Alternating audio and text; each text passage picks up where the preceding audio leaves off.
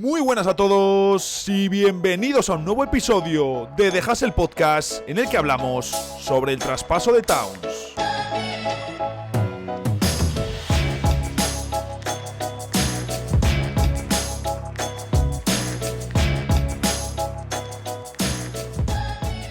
Estoy grabando un miércoles por la tarde-noche. Está siendo hoy un día intenso de escribir, grabar y editar. Días también poco habituales en lo que a dinámica de temporada regular se refiere, porque llevamos unos días de pocos partidos en la NBA y no es algo, por supuesto, que sea la norma a seguir. De hecho, fijaros, el lunes por la noche tuvimos solo un partido, el duelo entre New York Knicks y Toronto Raptors. El martes, la noche del martes al miércoles, tuvimos dos partidos de la Copa NBA, el duelo de cuartos con la victoria de Milwaukee sobre Orlando y la de Oklahoma eliminando a Dallas Mavericks. Esta noche, es decir, el miércoles, la madrugada del jueves, como siempre vosotros ya tenéis los resultados, de nuevo tenemos solo dos partidos, el duelo entre Atlanta y Nueva York y luego el partido entre Golden State Warriors y Houston Rockets, de nuevo de Copa NBA. Pero es que incluso lo llamativo es que el jueves también tenemos solo tres partidos. Es una cosa bastante llamativa. Luego ya el viernes, por supuesto, volvemos al calendario normal. Pero han sido unos días un poco extraños, porque por un lado me ha producido una sensación casi de paz. Casi de paz.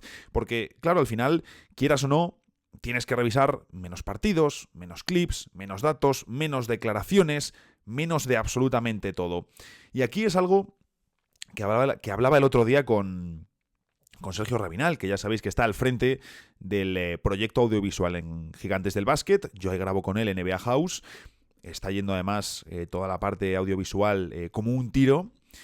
Y bueno, para los que no lo sepáis, también fuimos compañeros en NBA.com durante varios años. De hecho, NBA House lo empezamos ahí y fue idea suya rescatarlo en Gigantes. Hablábamos de que al final, quieras o no, ir atado a la actualidad de la NBA demanda muchísimo, pero muchísimo.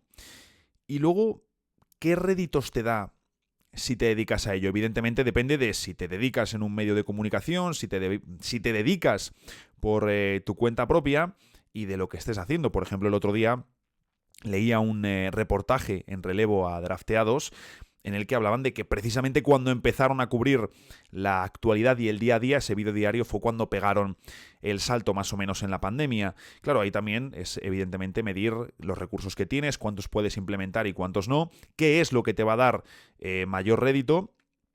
Y evidentemente que proyectos como drafteados hay uno entre 1.000.000 que se inician cada año. Pero en general este año estoy cambiando bastante la forma en la que estoy cubriendo la NBA, más centrado, por supuesto, en darle caña a todo el formato vídeo.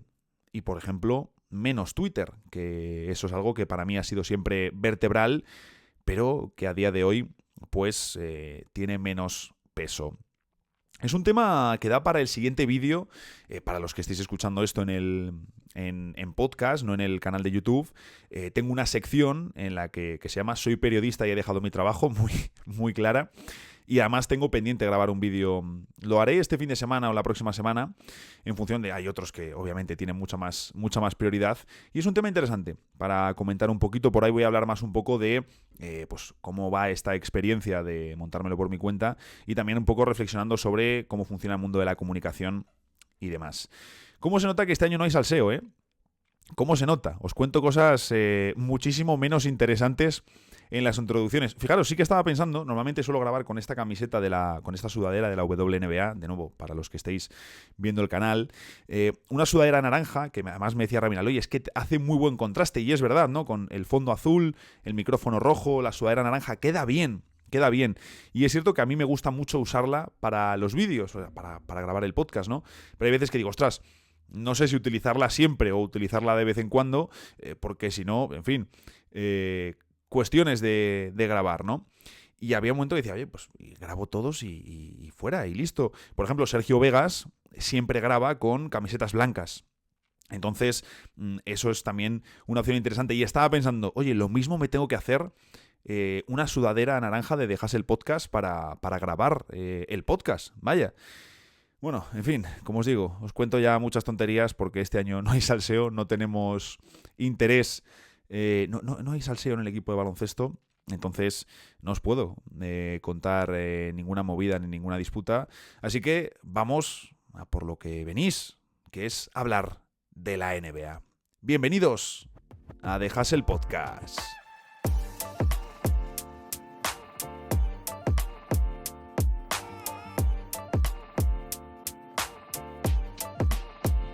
En este episodio lo que quiero hacer es revisar el traspaso de Karl Anthony Towns. ¿Cómo les va a los implicados? Porque al final un traspaso se juzga primero en el momento en el que se produce, el valor que entrega cada equipo, quién gana, quién pierde, esas reacciones que hacemos y los motivos de cada equipo para hacer el traspaso. Aquí ya lo hablábamos en el caso de Towns, que no es con el objetivo de porque pensamos que Randle es mejor que Towns, no, es por una cuestión de dinero y de contratos. Y luego también el segundo momento en el que se juzga y ya de forma definitiva un traspaso es, años después, con el dibujo ya completo. Y aquí tenemos un ejemplo muy claro de por qué luego los traspasos es cierto que pueden ir por derroteros que pues, jamás nos esperamos. Como os decía, un ejemplo muy claro. El traspaso de Dwight Howard a Los Ángeles Lakers, uno de los traspasos más mediáticos de todo el siglo en lo que llevamos de NBA. Un traspaso en el que parecía que el ganador era muy claramente Los Ángeles Lakers, por supuesto, por juntar a Howard con el super equipo que estaban formando. Pero es que incluso después de Lakers, el ganador parecía Philadelphia 76ers, que recibía a Andrew Bynum. Y sin embargo, el dibujo, como nos ha mostrado años después, es que el ganador del traspaso de Dwight Howard a los Lakers fue precisamente el equipo que perdía a Dwight Howard, Orlando Magic, porque recibieron a un joven pívot de los Sixers, que apenas estaba empezando su carrera, llamado Nikola Vucevic, y que les dio muchísimo más rédito. Es decir, ya solo por los partidos disputados de Howard en Lakers, de Bynum en los Sixers y de Vucevic en Orlando, tenemos muy claro quién es el ganador y luego además, por supuesto, por rendimiento. Pero evidentemente un traspaso como el de Karl Anthony Towns a los New York Knicks, un traspaso así de importante, tiene por supuesto efectos sobre la cancha, no es solo lo que repercute en valor y demás. Por un lado, precisamente tenemos el valor de los traspasos y lo que han supuesto para las dos partes, cómo avanzan después de ello. Y por otro lado, lo que pasa en la cancha, que por supuesto está relacionado con lo anterior, faltaría más. ¿Qué estamos viendo de los Timberwolves con Randle y qué estamos viendo de los Knicks con Towns? Bueno, empezamos con Minnesota y con el amigo Randle. Hice además un vídeo el primer día de temporada regular titulado "Han matado a Anthony Edwards", un poquito de clickbait. Al final, yo esto algún día también es para comentarlo, quizás más en la sección esa de soy periodista, he dejado mi trabajo. Yo soy un defensor del buen clickbait y que tenga detrás un buen contenido, no que sea mira la curiosa frase de no sé qué y luego te metes y te han troleado, que el lector va a decir, oye, ¿qué me estáis tomando? ¿Por retrasado mental? Entonces, yo defiendo el buen clickbait porque hay que atraer la atención de la gente. De hecho, simplemente fijaros en muchas ocasiones qué vídeos consumís o no de YouTube, en qué artículos os podéis meter de Google Discover, son los que capturan tu atención. Pero si luego te metes en ese contenido y el contenido no se corresponde con lo que te habían vendido, dices, oye, ¿qué me estáis vacilando? ¿Estáis jugando con mi tiempo? Y eso te produce un resultado negativo y te vas a ir con un recuerdo negativo de ese sitio, de ese lugar, de ese autor, etcétera, etcétera. Yo defiendo el buen clickbait. Entonces, en ese caso yo ponía "han matado a Anthony Edwards", es un poco exagerado, por supuesto, pero sí que veníamos a hablar un poco de lo que se ha hablado desde el minuto 1 que llega Randle, y es ese encaje y ese fit tan complicado que produce Randle en Minnesota. ¿Es Randle responsable del mal fit? No, es que Karl Anthony Towns es un jugador único en su especie en cuanto a altura y capacidad de abrir la cancha, esa pieza que daba equilibrio al lado de Gobert y de Nash Reid, y ya no le tienes. Y aún así, fijaros que Randle está haciendo una temporada muy eficiente, muy eficiente. Está lanzando menos, por supuesto, que el año pasado en los New York Knicks, pero tiene más acierto que la pasada temporada. Incluso también desde el triple. Ha pasado de un 31% a un 37%. Y de hecho, de los 6 jugadores que más tiran en Minnesota, Randle es el que tiene mejor acierto. Mejor acierto que Anthony Edwards. Mejor acierto que Mike Conley, que Nash Reid. De hecho, el primer jugador que tiene mejor acierto que Randle es Nickeil Alexander-Walker, un reserva, además lo tengo luego apuntado, infravalorado. Yo le considero un jugador de banquillo infravalorado, pero evidentemente no es un jugador que lo primero por lo que destaque sea por su aportación ofensiva, sino todo lo contrario, por su trabajo defensivo. También es cierto que el ataque de Minnesota este año, incluso con un Randle más eficiente que la pasada temporada, el ataque de Minnesota se sitúa entre los peores de la liga. En concreto, cuando estoy grabando, ocupa el puesto 20º. Ocupa el puesto 20º. Claro, ¿hasta qué punto es por el complicado encaje de Randle? Porque, como os decía, sí, es cierto, no es su culpa como tal. Él no es responsable de que le hayan mandado de Nueva York a Minnesota. Pero sí que hemos hablado que es un jugador que le gusta ir a izquierdas, como Anthony Edwards. En los dos jugadores es su perfil predilecto. Luego, además, Randle sí que es cierto, le pasa a Anthony Edwards, pero Edwards es, digamos, el jefe del equipo y están invirtiendo todavía en su desarrollo porque todavía tiene que crecer como playmaker, leyendo situaciones y aprendiendo a hacer más cosas. Lo está haciendo, pero es un proceso. ¿Qué ocurre con Randle? Aunque Edwards retiene mucho la pelota, la sensación que tengo cuando Randle retiene la pelota es mucho peor, de que el ataque de Minnesota se vuelve mucho más estático, de que ya saben que además Randle se la va a zumbar. Y creo que eso tampoco ayuda a un ataque de Minnesota que está sufriendo por varios motivos esta temporada. Uno de ellos, por ejemplo, que Mike Conley, un jugador veterano, un jugador mayor, que vamos a ver si no ha dejado ya su mejor baloncesto con Minnesota en los pasados playoffs.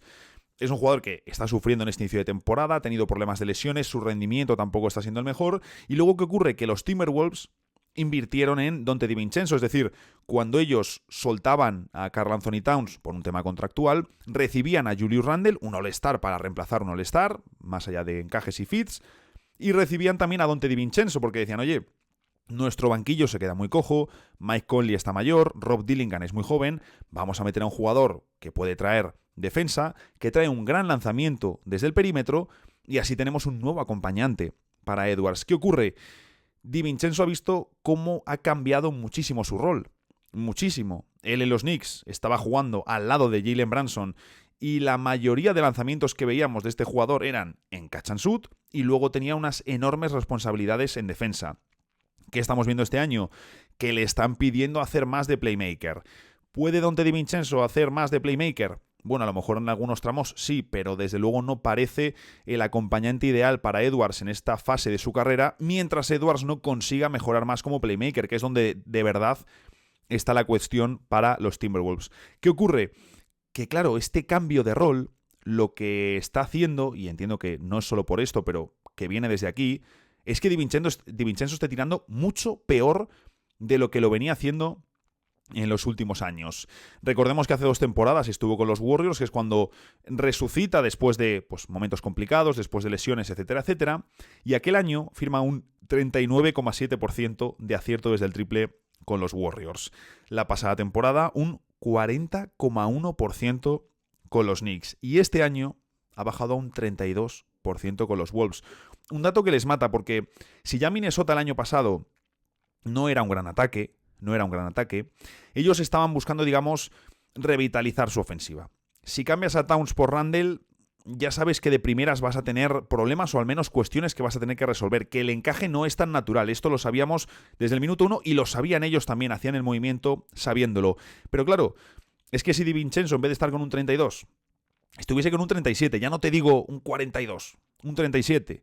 Si estuviésemos viendo a un Naz Reid un poco más fino, si estuviésemos viendo a un Conley un poquito más sano, probablemente Minnesota hubiese arañado unas cuantas victorias más que les permitirían también respirar más tranquilos, porque se está viendo mucha frustración en los Timberwolves de este año. ¿Y qué ocurre cuando estás en una situación en la que estás tratando de integrar a una pieza nueva y tan diferente como es en este caso Julius Randle? También cuando estás integrando a Donte DiVincenzo, también cuando estás metiendo a veces en rotación a Rob Dillingham, cuando sufres sin Mike Conley, que es el único base puro del equipo y un jugador que siempre ayuda mucho a darle sentido a los ataques del equipo, sea cual sea. Cuando juntas todos estos factores, si además hay algunas malas derrotas, algunas derrotas estas que duelen, pues no ayudan al ambiente.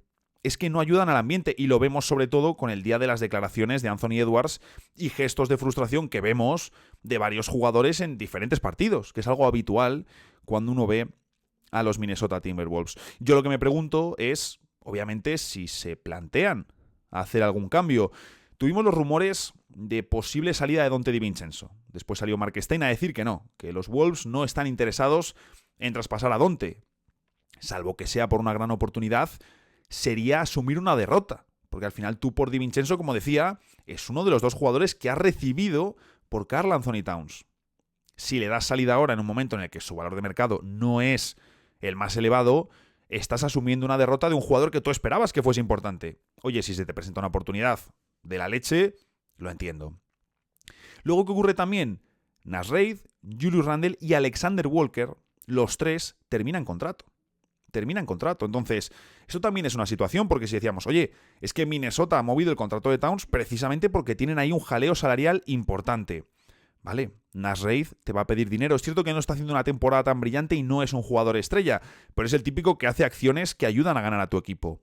Randle, ya hemos hablado mucho de este caso. Yo no sé qué piensa hacer Minnesota, porque Gobert está renovado, Jaden McDaniels está renovado. Jaden McDaniels no le he mencionado todavía y creo que es una mala señal y un buen resumen de su temporada, porque está pasando bastante inadvertido, bastante gris este año McDaniels, y es un jugador que tiene que ofrecer algo más en ataque para justificar su contrato, o ya no al menos ofrecer más cosas en ataque, porque no es un jugador que tenga habilidad para botar la pelota, irse él a la canasta y resolver, pero sí que tiene que ofrecer entonces buenos registros desde el triple e incluso aumentar su volumen, desde luego, para justificar ese contrato.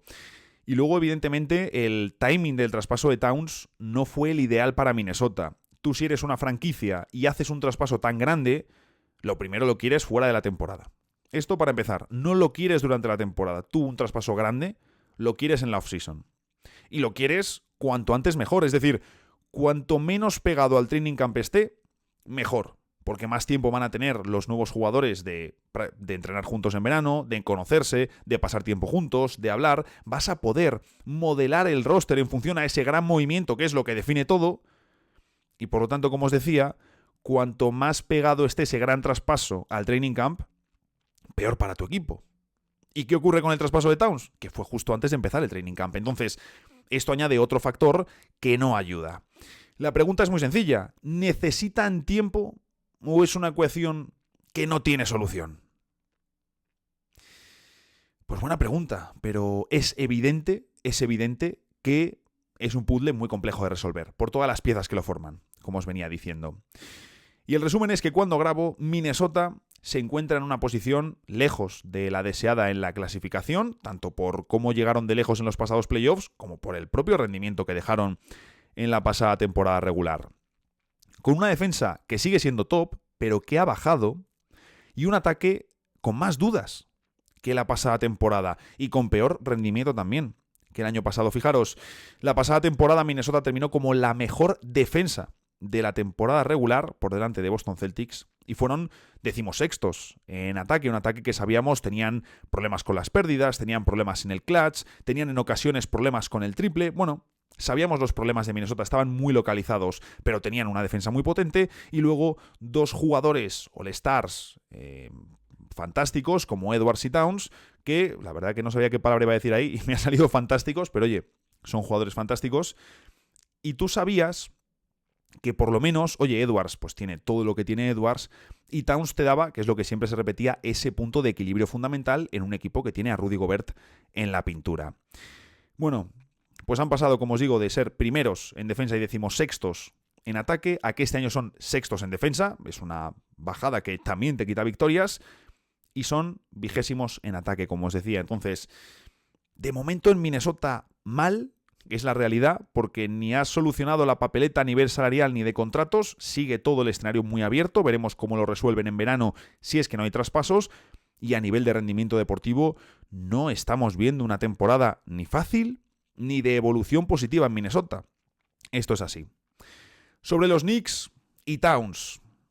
Bueno, lo primero, temporadón el que está firmando Karl Anthony Towns en los New York Knicks. De hecho, fijaros, el otro día hablábamos del MVP, Mi tracker del MVP ahora mismo luce con Shai Gilgeous-Alexander en primera posición. Si se acabase la temporada regular, para mí es el justo MVP de la temporada. En segunda posición, por mucho que su equipo no esté en el puesto ideal, está haciendo una temporada de las más absurdas que hemos visto, Nikola Jokic. En tercer lugar, Jason Tatum, que por cierto, sigo percibiendo, yo no soy aquí el mayor defensor de Tatum, pero veo muchos, y además uno de los comentarios decía, oye, no, sin tirar hate y tal, no le veo top 10. Hombre, top 10 de la NBA, Jason Tatum es cierto.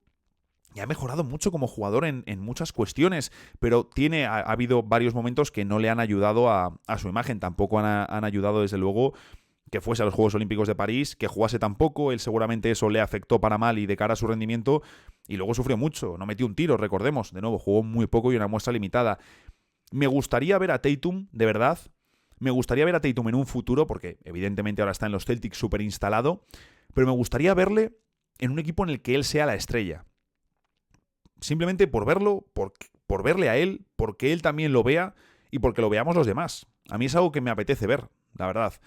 Evidentemente, en los Celtics vas a seguir, porque aparte de que tienes contrato ya renovado, estás en una posición extraordinaria, pero sí que me gustaría verlo en algún momento fuera de Boston. Y recalco lo de fuera de Boston porque los Celtics, por norma general, es una de las mejores franquicias de toda la liga. Trabajan muy bien, buscan siempre competir, incluso aunque no compitan. Entonces, me gustaría ver a Tatum fuera de allí, pero es cierto que también hablamos de un jugador que desde el día 1, desde que es un novato, ha rendido siempre. Recordemos la primera temporada, en la que no están ni Kyrie Irving ni Gordon Hayward, y él hace un muy buen papel siendo novato, y da la cara en los playoffs. Y parece que todas estas cosas también se justifican, bueno, es que es Boston. Yo compro una parte porque Boston es una de esas franquicias diferentes, pero oye, al César lo que es del César. Es que parece que cuando hablamos de Tatum, hablamos de otro más. Y yo creo que se pasa ya muy por encima de lo que hace, del rendimiento que deja y de lo que ha evolucionado como jugador, Jason Tatum. A día de hoy, para mí, tercero en el MVP por detrás de Jokic, y solo porque Jokic es un monstruo inalcanzable. En cuarto lugar tengo a Giannis Antetokounmpo, que bueno, Milwaukee va mejorando, yo creo que va mejorando, también ha vuelto Chris Middleton, entonces esto es un motivo muy positivo, y la temporada de Giannis, una barbaridad. Y en quinto lugar, volviendo al tema principal del episodio, tengo a Karl Anthony Towns por delante de Luka Doncic. Primero porque el récord de los Knicks es ligeramente superior cuando estoy grabando, no es mi único motivo, sino porque también Dallas, y esto es importante y le pesa en contra a Luka, aparte de que ya hemos hablado de la mala imagen que dejó Luka en el tramo inicial de temporada antes de su lesión, luego los Mavs cogieron muy buen ritmo cuando no estaba Luka Doncic. Entonces, creo que esto también es algo que, cuando estamos hablando del MVP de la NBA, de comparar a los mejores dentro de los mejores, es un factor que tenemos que medir. Pero como os decía, Towns ahora mismo para mí es quinto en la carrera por el MVP. Está haciendo un temporadón. Y el rendimiento ofensivo de los Knicks con Towns en cancha está siendo muy top, que es precisamente el motivo por el que se hicieron con este jugador. Fijaros, Towns está firmando su mejor media anotadora, su mejor marca de puntos desde 2020.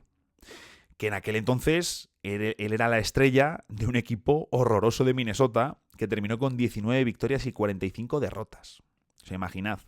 Estamos hablando de que Towns está firmando el mejor dato de acierto en triples de toda su carrera, un 44,7% en triples, pero no solo eso. Es que está teniendo el mejor dato de tiro efectivo de toda su carrera, un 60% de acierto.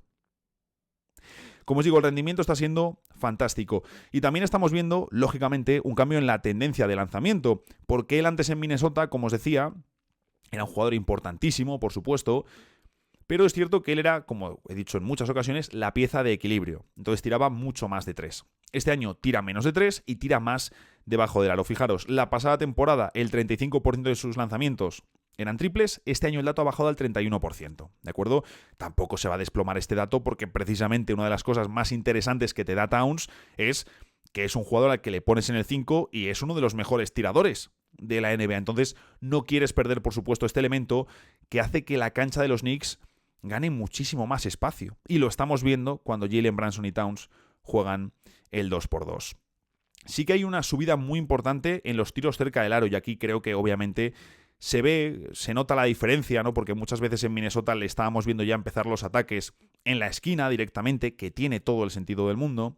pero es que ahora ha pasado de que el 26% de sus lanzamientos fuesen a 1,5 metros del aro, la pasada temporada, de acuerdo, 26% de sus lanzamientos a 1,5 metros del aro, y este año ha subido a un 36%. Es que es una subida muy importante. Pues bien, cuando hablamos del rendimiento de los Knicks con Towns en cancha, es que están produciendo 125 puntos por cada 100 posesiones, ¿de acuerdo?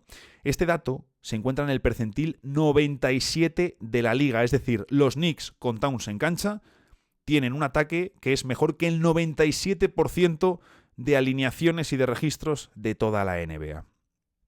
Fantástico, y el dato es incluso todavía un poquito mejor con Brunson y Towns. Creo que estaba en el percentil 98 o 99, no recuerdo, pero lo importante aquí es que a nivel ofensivo están consiguiendo la versión que esperaban, la versión ideal desde el inicio, porque el primer motivo para traerte a Karl Anthony Towns es añadir otra gran estrella al lado de Jalen Brunson, luego tienes a Michael Bridges y a OG Anunoby como tercer, cuarto jugador, y el motivo verdadero de traer a Towns era decir, oye, es que necesitamos algo más en ataque, necesitamos un golpe en la mesa si de verdad queremos competir por el título de la NBA. ¿Qué ocurre? Vamos ahora a la parte que más cojea y que también era lo más esperable. La parte defensiva, tanto a nivel visual como con los datos, es evidente ya no las dudas, sino los problemas de Karl Anthony Towns en defensa. Un jugador que es muy móvil para el tamaño que tiene, pero sabemos que tiene sus problemas. No es novedad. Y ya lo hablábamos. No es lo mismo que tengas a Towns en el 4 y que se pegue toda la temporada en el 4 a que se pegue toda la temporada en el 5. No es lo mismo ni en ataque ni en defensa. En ataque te va a dar mucho más, pero en defensa también va a sufrir. Va a sufrir, por mucho que los Knicks sean una muy buena defensa, tengan a Tom Thibodeau y tengan auténticos guerreros atrás. ¿Qué ocurre también? Que no tienes más pivots fuera de Towns. No tienes ese gran pivot defensivo que poner a su lado para determinados tramos y determinados momentos. Fijaros porque tengo aquí un dato bastante representativo.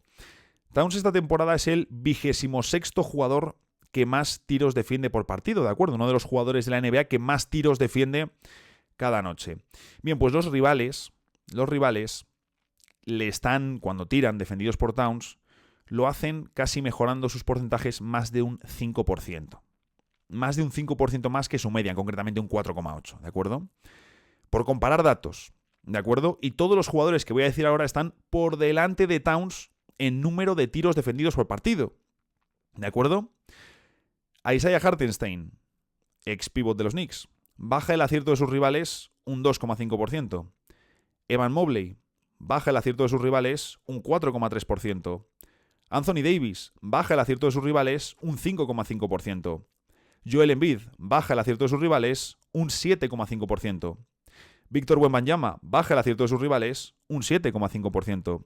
Chet Holmgren baja el acierto de sus rivales un 7,7%. Y el rey de esta estadística, el jugador que más tiros defiende, Walker Kessler, que baja el acierto de sus rivales un 9,1%. Y lo hace jugando en Utah Jazz, que es uno de los peores equipos de la liga y están entregados al tanking. Esto me parece fascinante. Pero es que fijaros, es que hasta Austin Reeves, que es claramente un punto de ataque para los equipos cuando se enfrentan a los Lakers, incluso Austin Reeves tiene un mejor registro. Porque si os decía que contra Towns los rivales mejoran su acierto un más 4,8%, ante Austin Reeves es un 4,6%. En fin, como os decía, esto es algo que podemos decir que ya se sabía. Es decir, los problemas de Towns en defensa los conocíamos. Lo importante es que en ataque está funcionando. En defensa, bueno, no está funcionando. Y hay cosas que son preocupantes, sobre todo de cara a playoffs. Y ahí, les van a atacar. Si se enfrentan contra los Celtics, vamos a ver continua y constantemente cómo juegan el pick and roll buscando el cambio para atacar a Towns. Y si no consigues el cambio, tratar que Towns se mueva, en fin, vas a atacar a Towns. Es lo que van a hacer, lógicamente. Por ejemplo, el otro día también vimos cómo contra los Boston Celtics una estrategia, y que creo que se va a ir repitiendo más, es la de dejar tirar a Jrue Holiday. Porque dices, oye, si Derrick White se ha convertido de repente aquí en Reggie Miller, tienes a Jason Tatum, tienes a Jaylen Brown, tienes a Al Horford que tira desde hace años los triples en contraataque como si fuese también Ray Allen, tienes a Kristaps Porzingis, tienes a Sam Hauser, tienes a Peyton Pritchard, ¿qué hago? ¿Qué hago? Incluso ya solo mirando al quinteto potente, pues dejo tirar a Jrue Holiday y a ver qué tal me va. En fin, estas estrategias son normales del baloncesto del día a día y los Knicks tendrán que pasar el examen con Towns en el 5 a nivel defensivo, que yo creo que no lo van a pasar, lo suspenderán. Pero bueno, no es lo mismo suspenderlo en primera ronda que si lo suspendes en unas finales de conferencia contra los Boston Celtics. Por destacar algo de su trabajo defensivo, hay que destacar el control del rebote que está teniendo Karl Anthony Towns, porque además se nota que le han pedido, que le han dicho que uno de los puntos principales es controlar el rebote defensivo, que necesitan que él sea el monstruo de los rebotes defensivos en Nueva York, y lo está siendo. ¿Qué ocurre? Es lo que os decía, es clave el hecho de que no hay más pivots en la rotación. Me diréis, oye, Jericho Sims, vale, de acuerdo. Jericho Sims, si está todo el mundo sano, no juega. Jericho Sims, si están Precious Achiuwa y Mitchell Robinson, no va a jugar. No va a jugar porque si los Knicks están usando a 3 jugadores de banquillo, Miles McBride, Cameron Payne y Jericho Sims, algún día sale Tyler Colleg, algún día salen jóvenes, pero los que salen son esos 3, es que no tienes pivots realmente fuera de Towns. Pues bien, ahí lo que estamos viendo es una pelea con Jokic por ver quién es el líder en rebotes de media por partido. Están los dos por encima de los 13 rebotes. Van peleándose y lo destacado de Towns es que tiene el mejor dato de porcentaje de rebote defensivo. Es decir, el porcentaje de rebotes defensivos que capturas cuando estás en cancha, de toda su carrera, casi un 35%. Lidera la NBA esta temporada junto a Jusuf Nurkic, que también es cierto, ha jugado menos partidos. Lo que vienen a decir desde ESPN es que los Knicks confían en que la historia, sobre todo a nivel defensivo y a nivel de rotación, va a mejorar con esas vueltas de Achiuwa y Mitchell Robinson, que de hecho la de Robinson debe estar a la vuelta de la esquina, se supone que volvía para inicios del próximo año. Y yo una cosa que me preguntaba haciendo este episodio es, oye, ¿habrían hecho el traspaso de Towns de renovar a Isaiah Hartenstein? No sé si hubiese sido ni siquiera posible, pero si lo hubiesen hecho, esto sería una barbaridad. Recordemos que a Hartenstein le podrían haber renovado en la agencia libre, pero la oferta de Oklahoma era una auténtica locura. Pero yo lo pienso y digo, joder, si llegas a tener en este equipo a Towns y a Hartenstein juntos, es que eso sería, vamos, como os digo, lo ideal. El principal problema que tienen los Knicks fuera del tema defensivo, que es algo que ya sabíamos, es que están sin profundidad por los traspasos de Michael Bridges y de Karl Anthony Towns. Básicamente, eso unido, por supuesto, a las lesiones. Michael va jugando ya mejor, le ha costado un poco. Entiendo que él ha tenido un proceso de adaptación más profundo que Towns, porque si bien la llegada de Towns o su rol en estos Knicks es mucho más natural que el que tenía en Minnesota, de nuevo, en Minnesota era la pieza de equilibrio, siendo principal era un jugador al que tenías que poner una posición que no es la ideal para él, para que el equipo funcionase. En los Knicks tiene una posición central y que para él es mucho más natural que la que tenía en Minnesota. Sin embargo, con Michael Bridges, que es otro de los jugadores que ha cambiado, uno de los grandes jugadores que ha cambiado de equipo este pasado verano, sí que hablamos de un jugador que en Phoenix Suns tenía un rol. Su última temporada en Phoenix, cuando le traspasan a mitad de año a Brooklyn, él ya ese año cambia bastante su rol en ataque, porque ese año se lesiona Chris Paul, se lesiona DeAndre Ayton, los Suns tienen problemas y Michael Bridges gana mucho protagonismo en ataque. De hecho, en los meses anteriores a irse traspasado a Brooklyn, era el segundo jugador en tiros y en puntos por detrás de Devin Booker. Hablo de memoria, no me vengáis luego con la estadística a asesinarme. Bueno, si la tenéis y me he equivocado, sí, venid a asesinarme. Y como os decía, él luego llega a Brooklyn y se convierte en la estrella, tiene media temporada fascinante. Y en los Nets sí que vemos incluso, sobre todo la pasada temporada, sí que vemos más pasividad defensiva o un esfuerzo defensivo que no era el de un Michael Bridges en nivel All Defense. Entonces, él ahora llega a los Knicks y se encuentra con que en ataque sí tiene que ser importante, no tanto como en Brooklyn, quizá más del rollo de lo que era en Phoenix, pero sí que le van a pedir que otra vez su defensa sea del máximo nivel. Y sí que pues ha habido un proceso de adaptación un poquito más importante. Aún así, como os digo, lo entiendo y creo que es normal por los cambios de rol que ha tenido en los últimos tiempos. Eso sí, se puede decir sin ningún tipo de duda que Karl Anthony Towns, de todas las estrellas que cambiaron de equipo el pasado verano, Karl Anthony Towns es, con diferencia, la que mejor está rindiendo.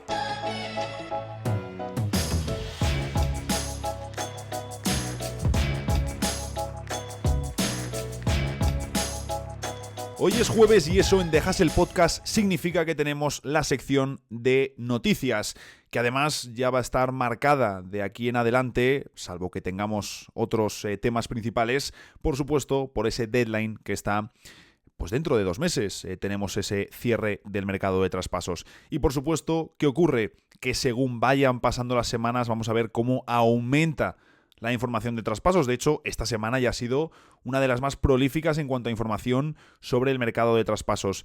Hemos tenido, por supuesto, lo de Jimmy Butler, lo de Brandon Ingram, ahora comentaremos, pero es que, por ejemplo, que no lo he comentado aquí, el lunes publicaba Mark Stein que los Sixers no consideran o no valoran traspasar a Gerson Yabusel, que era un tema que había salido, que se había comentado, oye, está aportando buen rendimiento, termina contrato, está por el mínimo, vas a poder ver si le renovas el próximo verano. Lo mismo, si hay un acuerdo, le metes en el traspaso. Pero confirmaba Mark Stein que no van a mover al exjugador del Real Madrid. Además, como está aumentando esta información del mercado de traspasos, el timing fue perfecto porque ayer martes estaba preparando un vídeo para el canal, un vídeo en exclusiva para el canal de YouTube, sobre el mercado de traspasos, sobre una cuestión del mercado, y lo tenéis publicado en el canal por si le queréis echar un ojo. Vamos a ir ya con la primera, que, bueno, es la continuación un poco de la saga de la semana pasada, pero es que van saliendo más cosas, y es que lo más probable es que Brandon Ingram salga traspasado antes de que cierre el mercado. Una información de Sam Charania, y es que nos viene a contar, nos relataba el otro día en un artículo de ESPN, que los agentes de Brandon Ingram pedían 50 millones de media anuales para la renovación del jugador y que los Pelicans rechazaron la propuesta. ¿Qué ocurre? Brandon Ingram ha respondido dejando a Jeff Schwartz, su agente de toda la vida, no sé si lo he pronunciado bien, pero bueno, para irse con Rick Paul y Clutch Sports. Clutch Sports, esto es una señal muy clara. Cuando Clutch Sports está por el medio, aumenta el drama. Y los Pelicans, que ya están preocupados por el impuesto de lujo, claro, les gustaría poder retener a Ingram, porque le valoran, le tienen en alto valor, pero es que no les salen las cuentas. Y si ya estás preocupado por el impuesto de lujo y todavía no has renovado a Brandon Ingram, pues señal complicada. También escuchan ofertas por CJ McCollum y se dice que incluso habría otros jugadores del equipo que estarían disponibles para salir traspasados. Todo apunta a que la ruta irá por el camino del traspaso, ¿de acuerdo? Decíamos la semana pasada, oye, o Brandon Ingram renueva o Brandon Ingram sale traspasado. Bueno, pues lo que se dice ahora es que se ve muy complicada la renovación, que no se puede descartar, pero que todo apunta a que Brandon Ingram saldrá traspasado. Yo ahí lo que me pregunto es, porque seguro, fuera de Charlotte o San Antonio, que son dos de los equipos donde más me encaja Brandon Ingram, seguro que aparecerá algún equipo que no nos esperamos. Así que atentos a ver quién sale. Por ejemplo, yo que sé, Detroit Pistons, si quiere avanzar en su reconstrucción. Pero ya os digo que me cuesta encontrar equipos competitivos y quiero ver qué equipo competitivo puede aparecer en la batalla por Ingram. Luego una que ya habéis escuchado, pero que evidentemente quiero comentar, y es que Miami Heat escucha ofertas de traspaso por Jimmy Butler. Como os decía, esto ya lo habéis escuchado y leído en todos lados, pero sí que quiero destacar algunos aspectos. Bien, parece ser primero que en Miami no están preocupados, esto no es una información de Charania, parece ser que en Miami no están preocupados por si Butler se marcha o no en verano, no lo consideran. Ahí sí que creo que una amenaza puede ser y sería Brooklyn Nets. Vamos a ver un poquito también, Butler es un jugador mayor, quiere un contrato muy grande, vamos a ver qué mercado tiene, cuántos años le ofrecen, que esto es muy importante, y sobre todo se señala 3 destinos. Bien, sabemos que el primero es Dallas Mavericks, que aquí la verdad que Dallas Mavericks tenga interés o vaya a ir a por Jimmy Butler no tendría ningún sentido, por una cuestión muy clara, y es que con las reglas del nuevo CBA no pueden ejecutar un traspaso de Jimmy Butler sin soltar a varios de sus jugadores más importantes. Entonces, no tendría sentido, salvo que de repente digan, oye, pues queremos meter a Klay Thompson, queremos meter a PJ Washington. Pero ya os digo, me sorprendería una barbaridad. Lo que sí que tendría sentido para Dallas, porque además Jimmy Butler No creo ni que les encaje, pues hombre sí, mejoraría tu equipo, por supuesto, claro que sí, pero no es un objetivo que tenga sentido para Dallas. Lo que sí que tendría sentido, que han salido posibles informaciones, señalan desde ESPN que podría estar en el mercado disponible, es Herb Jones, el especialista defensivo de los Pelicans. Si este jugador está disponible, Dallas se tiene que ir con todo a por él. Con todo, con absolutamente todo. Sería un jugador que les encajaría mucho mejor, porque como os decía, ¿para qué quieren a Jimmy Butler? ¿Para qué quieren a Jimmy Butler? Ellos para nada. Y aquí la realidad es muy importante que nos fijemos en la información. No se ha dicho, oye, Dallas es uno de los equipos interesados en Jimmy Butler. No. Dallas es uno de los equipos que está en la lista de destinos preferidos del jugador para un potencial traspaso. Eso no significa que Jimmy Butler vaya a terminar sí o sí en Dallas, en Houston o en Golden State. ¿De acuerdo? Pero, importante, no es que Dallas quiera ir a por Butler, sino que Dallas está en esa lista de 3 destinos preferidos del jugador. También sabemos que en muchas ocasiones los jugadores dicen, oye, estos son mis destinos preferidos, y terminan en otro. Así que veremos cómo evoluciona la situación. Luego está el caso de Houston, que por supuesto sí que encaja más, pero ha salido Rafael Stone, general manager de los Rockets, a decir que no harán grandes traspasos esta temporada. Nos gusta este equipo y no queremos cambiar nada. La verdad, estaría muy sorprendido si cambiamos algo esta temporada. ¿Escucharé a otros equipos? Por supuesto, es mi trabajo, pero, de nuevo, no hay nada en nuestro proceso de toma de decisiones que nos sugiera a hacer algo grande ahora mismo. Queremos que este grupo sea lo mejor posible, que crezcan y evaluarlo a final de año. La verdad, esto encaja en la línea de Houston Rockets, en lo que estamos viendo del equipo este año. Y lo que tendría sentido, que ya hemos comentado en algún episodio anterior, es que quizás lo que pueden hacer es mover algo más pequeño, algún expiring, alguno de esos jugadores que no está teniendo protagonismo, para buscar un refuerzo, aunque sea temporal. Estamos viendo que en Houston cambiaron por completo el modo, dijeron ni reconstrucción de jóvenes ni nada, aquí fichamos a Udoka, metemos veteranos y nos ponemos a competir para tratar luego de traer alguna estrella. Y oye, sigue en esa línea y tiene sentido el decir, oye, pues vamos a evaluar el equipo porque está funcionando muy bien y una gran parte del equipo es muy joven, por supuesto, fantástico y genial. Jimmy Butler tampoco parece la bala ideal para Houston, pero sí que puedes hacer alguna mejora para traer o ese pivot suplente, aunque ya decíamos que Jabari Smith está funcionando de segundo pivot, para traer algo de tiro exterior. Reed Sheppard ni termina de jugar ni termina de encestar. En fin, alguna mejorita de cara a ese tramo final de temporada regular y de playoffs, porque viendo lo abierto que está la élite del oeste, ¿por qué no? Y por último, Golden State Warriors, el que más sentido tiene. Así de claro, porque los Warriors necesitan añadir una segunda estrella al lado de Stephen Curry. Y claro, lo ponía ayer en Twitter, que es la oportunidad, que no es la perfecta, pero es la oportunidad que necesitan los Warriors. Me decía mucha gente, oye, es que tiene no sé cuántos años, es que en temporada regular no es fiable, es que las lesiones, es que pierdes a Wiggins. Sí, efectivamente. Es que conseguir a un tío como Jimmy Butler no va a ser sencillo. Incluso terminando contrato, pero lo que nos tenemos que preguntar, es decir, lo importante en Golden State no es desarrollar a Kuminga, desarrollar a Podziemski, ver qué te ofrece. No. Lo importante es aprovechar los últimos años top de Stephen Curry. Punto. El resto da absolutamente igual.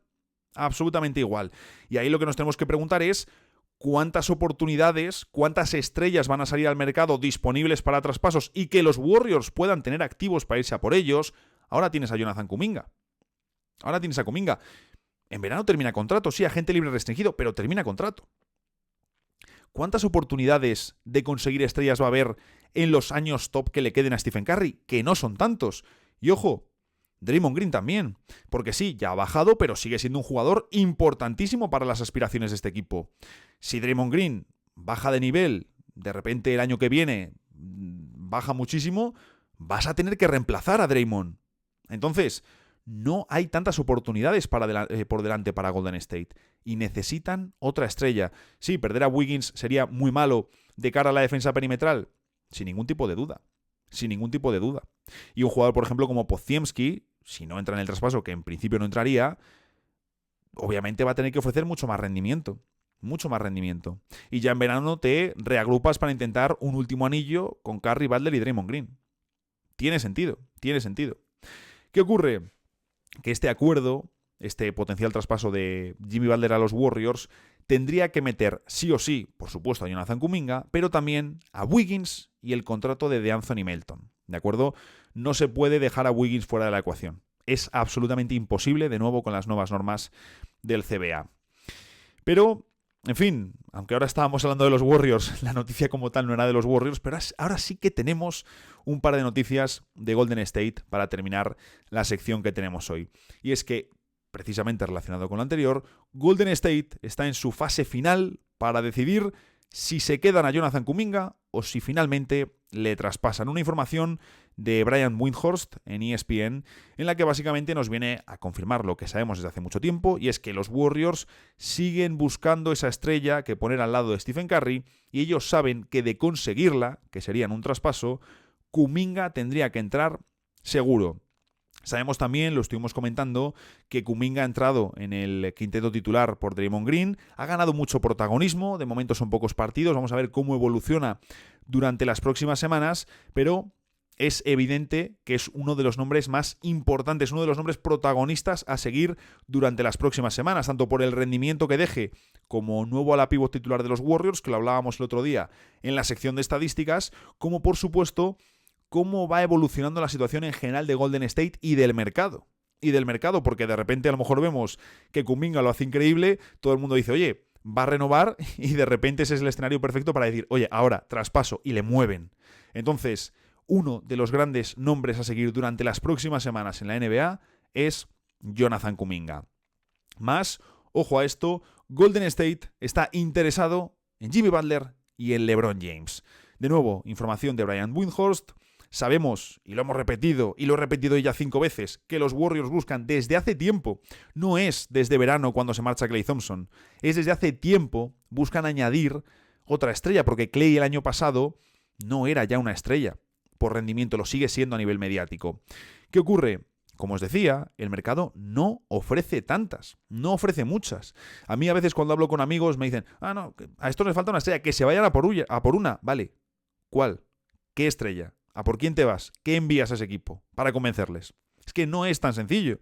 Tú una estrella no la sueltas así como así, porque una estrella valiosa es lo más difícil de conseguir en la NBA. ¿Y qué ocurre? Que otra de las estrellas que está en el mercado, otro de los All-Stars que está en el mercado es precisamente Brandon Ingram, pero al parecer los Warriors no tienen interés en este jugador. Si lo tendrían, tanto en Jimmy Butler como en LeBron James. ¿Qué ocurre? Miami y Jimmy nos vienen indicando desde hace ya un tiempo que lo más probable, o que todo apunta a que van a separar sus caminos. De hecho, minutos antes de entrar a grabar este episodio, leía las primeras declaraciones, porque Jimmy Butler ayer, cuando salió la información de que está disponible para traspaso, él ese mismo día rechaza hablar con los medios. Hoy sí que lo ha hecho y simplemente ha dicho que no sabe lo que va a pasar, y cuando le han preguntado, oye, ¿tú quieres estar en Miami a largo plazo, quedarte aquí y renovar? Ha dicho, no lo sé.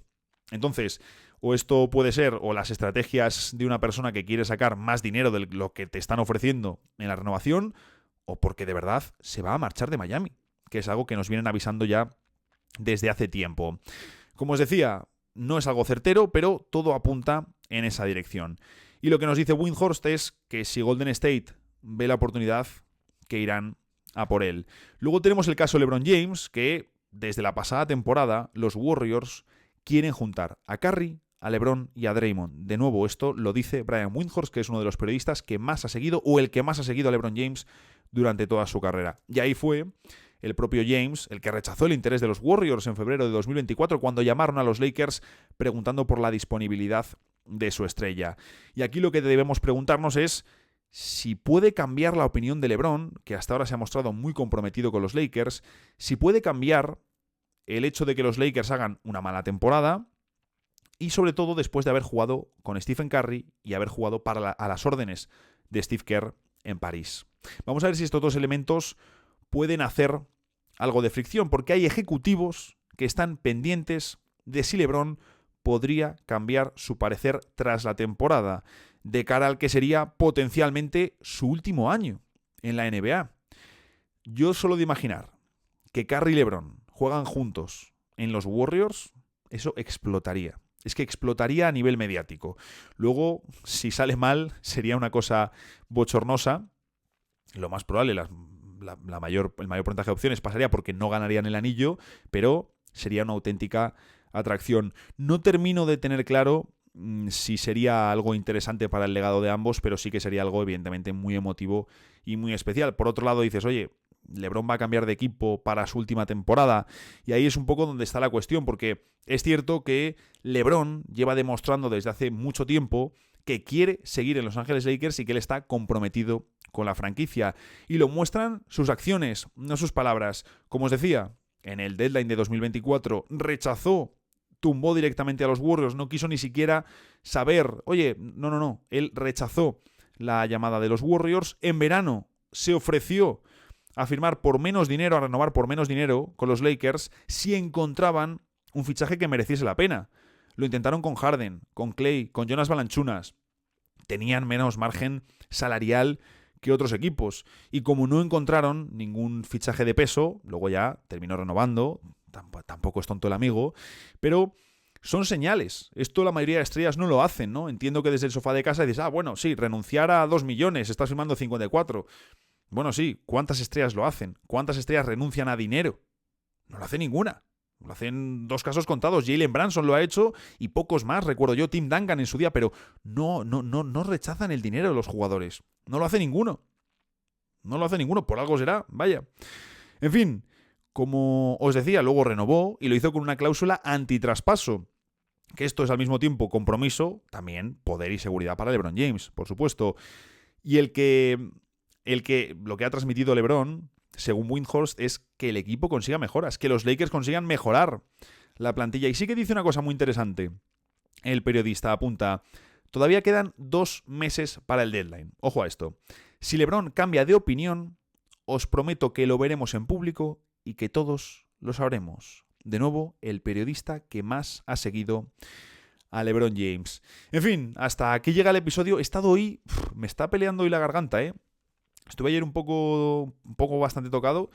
Hoy me he levantado mucho más fresco y se ha puesto justo a molestarme cuando grababa el episodio. En fin, tiene sentido al final que me moleste ahora. Pero bueno, ya sabéis, a disfrutar mucho de lo que queda de semana y nos vemos por aquí el lunes en el próximo episodio de The Hustle Podcast.